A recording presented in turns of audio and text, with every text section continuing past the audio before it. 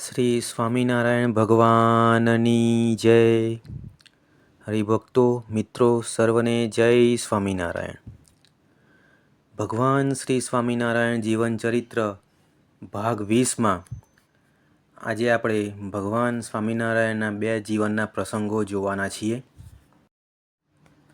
એક વખતે શ્રીજી મહારાજ સંતો ભક્તો સાથે કાર્યાણીમાં વસતા ખાચરના દરબારગઢમાં પધાર્યા હતા. એક દિવસ સવારના પહોરે ઓતરાડા બાળના ઓરડે શ્રીહરિ ઢોલીએ બેસતા ઠકા સભા કરીને વિરાજમાન હતા. શ્રીહરિના મુખે સર્વ સંતો ભક્તો વચનામૃતમનું અમૃતપાન કરી રહ્યા હતા.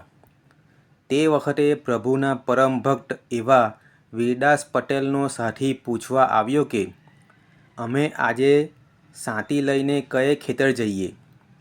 ત્યારે વીરદાસ પટેલે એમના સાથીને કહ્યું, આજે સીમાડે આપણું 200 વીઘાનું મોટું ખેતર છે, ત્યાં જાઓ.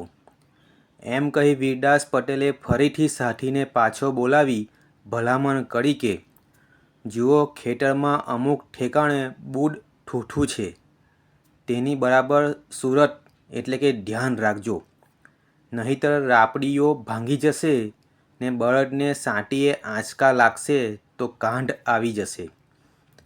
એ સુણીને શ્રીજી મહારાજે વીરદાસ પટેલને પૂછ્યું કે પટેલ, એવડા મોટા ખેતરમાં બૂડ ઠૂઠા ક્યાં છે તેની તમને શી રીતે ખબર પડે? ત્યારે તેમણે કહ્યું, અરે મહારાજ, આમ ખેડૂ લોકો એવો બહુ ખ્યાલ રાખીએ. જ્યાં જ્યાં બૂડ ઠૂઠા હોય ત્યાં અમે સાંટી હાંકતી વેળા ઢેફાના એંઢાણ કરીએ ને જ્યારે સાંટી હાંકતા ત્યાં પહોંચીએ એ વેળા કડિયું ઊંચું લઈએ. નીકળ રાપડી ભાંગી જાય અને બળદનું કાંઢ આવી જાય. ત્યારે શ્રીજી મહારાજ પટેલની સુરત ભરી સૂચકતા જોઈને સર્વ સભાજનોને ઉદ્દેશીને સભામાં વાત કરી કે આ પટેલને 200 વીઘાના ખેતરમાં ક્યાં બૂડ ઠૂઠા છે તેની ખબર છે, પણ આપણને હૃદયરૂપી 5 તસુના ખેતરમાં કેવા મોટા બૂડ ઠૂઠા છે તેની ખબર નથી. કામ, ક્રોધ, લોભ, મોહ, મદ, મત્સર, આશા, તૃષ્ણા, ઈર્ષા, અહંકાર, રાગ, દ્વેષ, છળ, કપટ વગેરે એકથી એક અધિક બળવાન બૂડ ઠૂઠામાં જ આખું જગત અથડાય છે. માટે ભગવાનના ભક્તોએ તેનો પૂરેપૂરો ખ્યાલ રાખી સાવધાનપણે વર્તવું, જેથી જગતની જીવની પેઠે મુમુક્ષુઓને કોઈ પ્રકારની અથડામણ ન થાય. આ રીતે શ્રીજી મહારાજે વિસ્તારપૂર્વક ઘણી વાતો કરી પોતાની સન્મુખ બેઠેલા ભક્તજનોને સાવધાન કર્યા. સત્સંગ સાગરના મોતીમાંથી. હરિભક્તો મિત્રો, મારી ચેનલને સબસ્ક્રાઈબ કરવાનું ભૂલતા નહીં અને આ વિડીયોને લાઈક કરી અને શેર કરવાનું ભૂલતા નહીં. જય સ્વામિનારાયણ. નીલકંઠવર્ણી ફરતા ફરતા શ્રી ગોપનાથ પધાર્યા. મહાદેવના દર્શન કરીને રાત્રિ રહ્યા. તે વખતે ત્યાં મંદિરના મહંત નૃસિંહાનંદ બ્રહ્મચારી હતા. તેણે વર્ણીને જોયા એટલે મહાતપસ્વી જાણીને જમાડીને સારે ઠેકાણે આસન કરાવ્યું. પછી દિવસના 4 વાગ્યે સહુ દરિયે નાહવા ગયા ને ત્યાં નાહીને બેઠા ત્યારે વર્ણી તો પોતાને ફરતી રેતીની એક વેંટ ઊંચી પાળ કરીને બેઠા. ત્યારે મહંતે કહ્યું, નીલકંઠ, ચાલો ગામમાં જઈએ. ત્યારે વર્ણીએ ના પાડીને કહ્યું, રાત્રે તો અહીં રહેવું છે, માટે 15-20 છાણા અને દેવતા મોકલજો, તે અહીં સળગાવીને પડ્યા રહીશું. ત્યારે તે મહંતે અને બીજા માણસો હતા તેણે કહ્યું, અહીં તો સાંજે વાંસ ઝાડ પાણી આવે છે, તેથી તણાઈ જાશો ને બુડી મરશો. તો પણ નીલકંઠ વર્ણી ગયા નહીં. પછી મહંતે છાણા અને દેવતા મોકલાવ્યો. તે વર્ણી એ આડ ખડક્યો ને સાંજ વખતે સળગાવ્યો. તે વખતે દરિયામાં પાણી આવ્યું અને વાંસ ઝાડ ઊંચું ચડી ગયું. ત્યારે શંકરના દેરાથી મહંત તથા કેટલાક માણસો જોવા લાગ્યા. ત્યારે પાણીની અંદર ધુમાડો તથા પ્રકાશ દેખાયો ને નીલકંઠ વર્ણી તો દેખાયા નહીં. પછી સહુએ વિચાર કર્યો જે આટલા પાણીમાં આગ પણ ક્યાંથી રહે, વર્ણી પણ તણાઈ ગયા હશે, તેમ ધારીને સર્વે સૂઈ ગયા.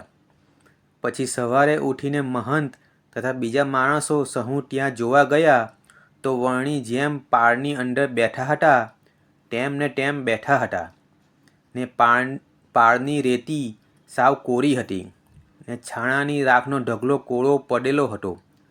તે જોઈને સહુ વિસ્મય પામ્યા ને બોલ્યા જે આ ભગવાન છે એમ સંકલ્પ કરે છે. તે ટાણે વર્ણીની મૂર્તિમાંથી તેજ નીકળવા લાગ્યું ને દિવ્ય સિંહાસન ઉપર વર્ણીના દર્શન થયા. પછી સર્વેને જાગૃત કર્યા ને તે તેજ વર્ણીએ પોતાને વિશે સમાવી દીધું. પછી સહુ વિનંતી કરીને વર્ણીને જગ્યામાં તેડી લાવ્યા ને ત્યાં 5 દિવસ રાખીને જમાડ્યા. તે મહંતને વર્ણી ઉપર અતિ હેત થઈ ગયું. તેથી તે મહંતે વિનંતી કરીને કહ્યું, તમે અમારી જગ્યાના મહંત થાઓ. ત્યારે વર્ણી કહે, અમારે તો તીર્થોની યાત્રા કરવા જવું છે. એમ કહીને ત્યાંથી ચાલી નીકળ્યા. પછી ઘણા વર્ષે નીલકંઠ વર્ણી ગઢપુરમાં ભગવાન થઈને પૂજાય છે તેવા સમાચાર ગોપનાથના મહંતને મળ્યા. ત્યારે તે મહંતે કાગળ લખીને માણસ મોકલી શ્રીજી મહારાજને ગોપનાથ બોલાવ્યા. ત્યારે તે કાગળ ગોપાળાનંદ સ્વામી વગેરેને વંચાવ્યો ને ગોપનાથ જવા સારું તૈયાર થયા. ત્યારે ભેગા જનારા ઘણા માણસ તૈયાર થયા. તે જોઈને ખર્ચ વધારે થશે એમ વિચાર કરીને મહારાજ જતા આળસ્યા. જ્યારે એ મહંતે દેહ મેલ્યો ત્યારે શ્રીજી મહારાજ અનંત મુક્તો સાથે વિમાન લઈને તેને તેડવા પધાર્યા. મહંતે હાથ જોડ્યા ને બોલ્યા જે હે પ્રભુ, તમને મેં કાગળ લખ્યો હતો ત્યારે કેમ નહોતા આવ્યા? ત્યારે શ્રીજી મહારાજે કહ્યું, તે વખતે સાથે આવનાર માણસો ઝાઝા તૈયાર થયા હતા, તેથી ખર્ચ વધી જાય એમ જાણીને નહોતા આવ્યા. ત્યારે મહંત કહે, આવ્યા હોત તો આ ખજાનામાં રૂપિયા પડ્યા રહ્યા તે વપરાત. ત્યારે શ્રીજી મહારાજ કહે, તેનું કાંઈ નહીં. એમ કહીને મહંતને ધામમાં તેડી ગયા.